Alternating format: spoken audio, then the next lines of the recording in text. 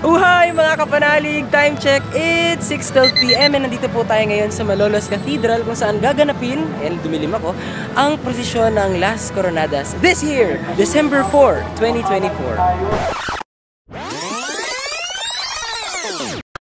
Recap muna guys! 4:11 PM ay dumating na ang bus na sasakyan ng mga mananampalatayang Baliwagenyo papuntang Malolos.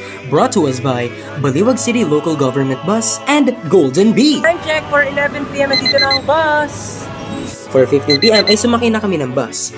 Ayan, nagahay na ang ating mga kapanalig. Hi sa inyo dyan! Kasama ko rin ang mga Batingaw people here. Habang palabas ang Forever Young ng GMA7, ay naghahanda na rin ang mga sakristan sa estandarte, kandelabra at iba pang mga kagamitan. Ayan, nakatabi ko pa nga.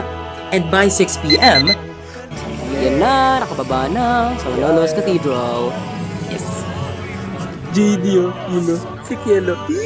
6:05 PM ay nakababa na kami ng bus and ang initial reaction ko matapos makita ang nagniningning na katedral, grabe! Grabe, ang ganda! Nakahanda na ang stage. At first time ko makita ang mahal na birhen sa kampanaryo ng nighttime.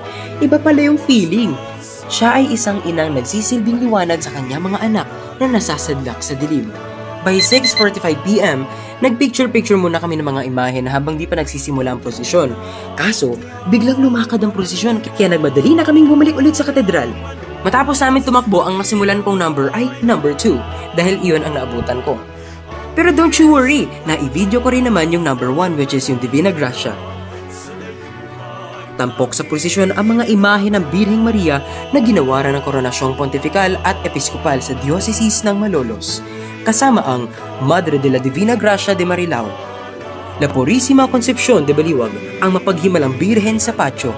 Hindi man nakasama ang Nuestra Señora de la Asunción de Bulacan, pero glad nakasama pa rin sila sa pagpapakilala.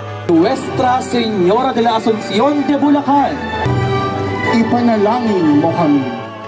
Ipagpatuloy natin, kasama rin ang Madonna Salas Infermorum, Nuestra Señora de las Flores de Bukawe, Nuestra Señora del Santísimo Rosario de Hagonoy, Nuestra Señora del Carmen de Sebastián de Pulong Buhangin, Nuestra Señora de la Inmaculada Concepción de Salambao, Nuestra Señora de Fatima de Valenzuela, La Purísima Concepción de Santa María, La Buena Familia, Señor San Jose, Santo Niño de Malolos, at ang Virgen Inmaculada Concepción de Malolos.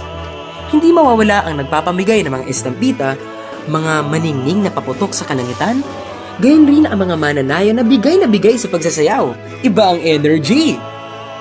Pagkatapos naman ay umilaw na kami sa mahal na birhen sa patio. Isa sa mga nagulat ako ay hawak na pala ng mga altar server ang tarpaulin na ito. And guess what? Gawang Matt Australia edits yan! Hi mga kapanalig! It's 7:57 PM and again, nandito po ang pangalawang karosa, ang pangalawang imahen, which is ang La Purísima Concepción de Baliwag o ang mahal na birhen sa patio. At nakikita niyo yung tarpaulin na yan. Edit natin yan mga kapanalig. Ito po, nakikita niyo po ang pruweba na tayo nag-edit yan.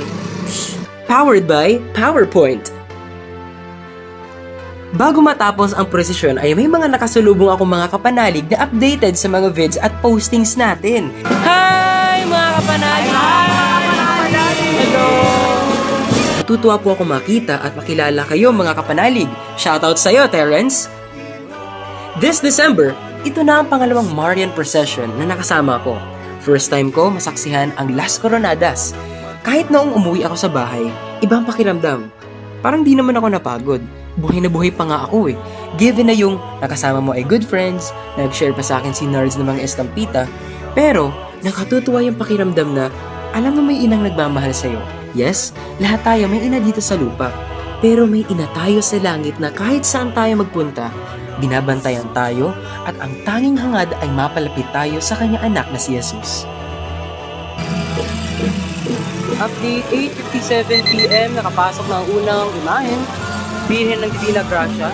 9:05 PM ay tinahak na po ng karosa ng Birhen sa Patio, itong somewhere na to sa Malolos. Hindi ko alam kung anong lugar to. Pero ayan, andito po yung mga bus ng Baliwag Transit, ayan.